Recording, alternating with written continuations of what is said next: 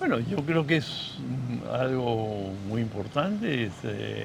Han crecido ahora eh, las organizaciones indígenas son tomadas como interlocutores por parte del Estado. Eh, Antes simplemente, bueno, cuando yo comencé a trabajar, ya te digo, a los abajún les cortaban el pelo diciendo que eso era cosa de mujeres y cosas por el estilo. Ahora eso sería algo absolutamente impensado, ¿no?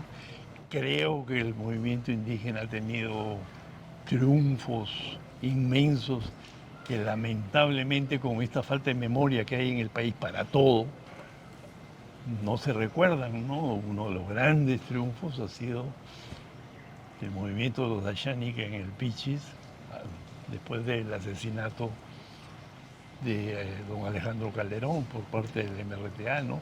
Que fue lo que comienza el, el- el proceso de, llamémosle así, pacificación de la selva central. El Estado no ha reconocido para nada el valor de los Dayánica en ese momento de pacificación.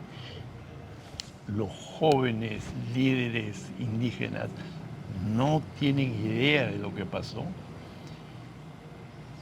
y yo creo que ese también tendría que ser un tema que las organizaciones indígenas reivindiquen y- y saquen a la luz y le hagan presente al Estado lo mucho que hicieron por una pacificación que el propio Estado no hubiera logrado por sí mismo. Y yo creo que la reivindicación de ese hecho me parecería fundamental para el movimiento indígena actual. Uno importantísimo es justamente se inicia también en la misma época que el famoso ejército yánica que, digamos, expulsa al MRTA del Pichipalcazo.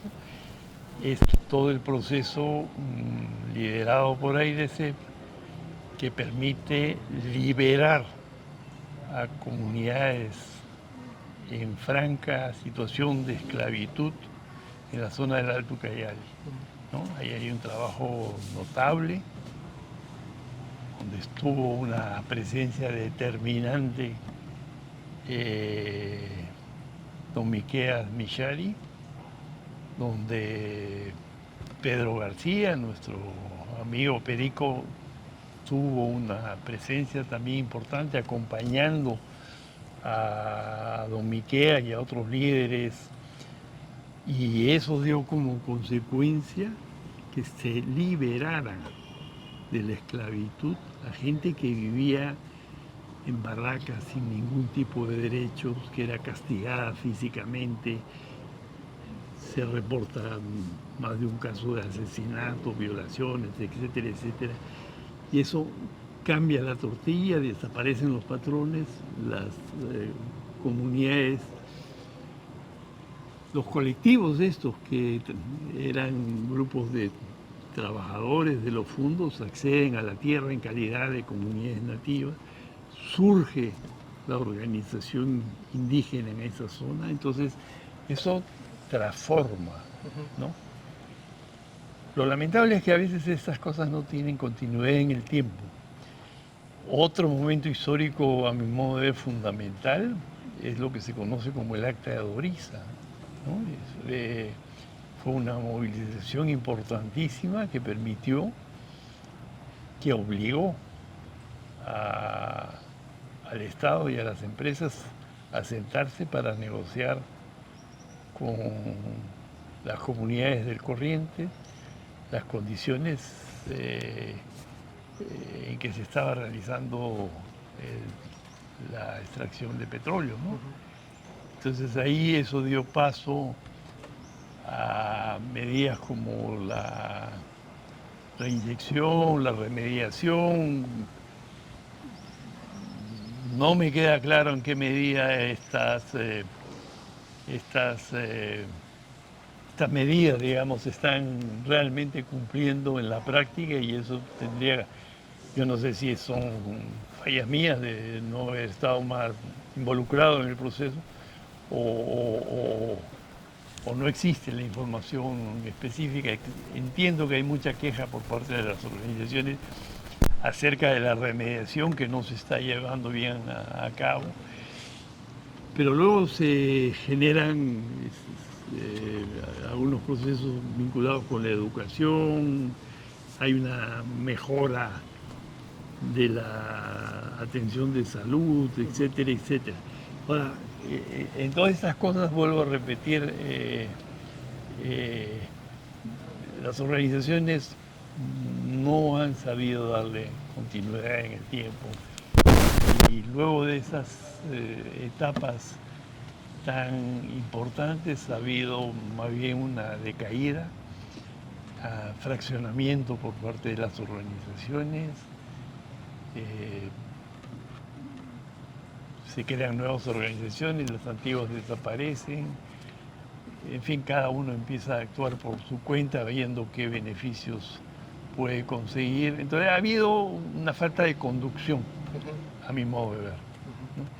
Mismo, digamos, con el tema del baguazo, vuelvo a repetir, o sea, el baguazo consigue que se anulen todos esos decretos, pero luego no hay la atención suficiente para darse cuenta de cómo el Estado, vía medidas administrativas, se sigue introduciendo de contrabando una serie de normas que dicen más o menos lo que decían las leyes que fueron rechazadas durante el baguazo. Entonces, ahí hay un vacío, hay una cosa que las organizaciones tienen que ser mucho más abiertas. Yo, y es un poco duro decirlo, pero creo que en algunos casos han habido también como procesos de burocratización de la... Yo recuerdo una vez, cuando yo trabajaba asesorando la regional de acá de Iquitos, llamó, no era un dirigente, pero era un personal de apoyo indígena, es decir, hoy hay un problema severísimo con la cuestión del cólera, ¿no? O de la rabia que transmitía por las... Y su respuesta fue, tenemos que hacer un proyecto. Pero yo me quedé aterrado, ¿no? Porque claro, mientras haces el proyecto, te lo aprueban, se han muerto la mitad de la población, y además no es la respuesta que tú esperas de una persona vinculada, sensible al movimiento indígena él mismo, ¿no? Es una respuesta política lo que faltaba, ¿no? Y yo creo que a veces las respuestas políticas faltan por parte del movimiento indígena.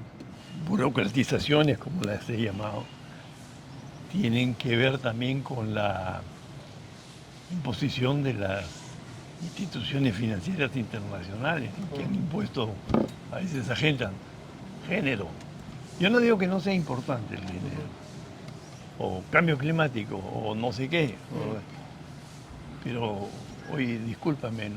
La organización somos nosotros, ¿no? Y nuestras prioridades son estas y estas, ¿no? Y sobre eso vamos a trabajar. No quiere decir que nos olvidemos de temas como el género, que me parece fundamental, o el cambio climático, pero las prioridades las ponemos nosotros. Y no ha sido así, se han dejado a veces llevar por los imperativos y por las agendas propias. No, es que tenemos fondos para esto. Bueno, lo siento, buscaremos otro que tenga fondos para lo otro, ¿no? Entonces, creo que en parte se ha perdido el control sobre las decisiones que se toman, ¿no?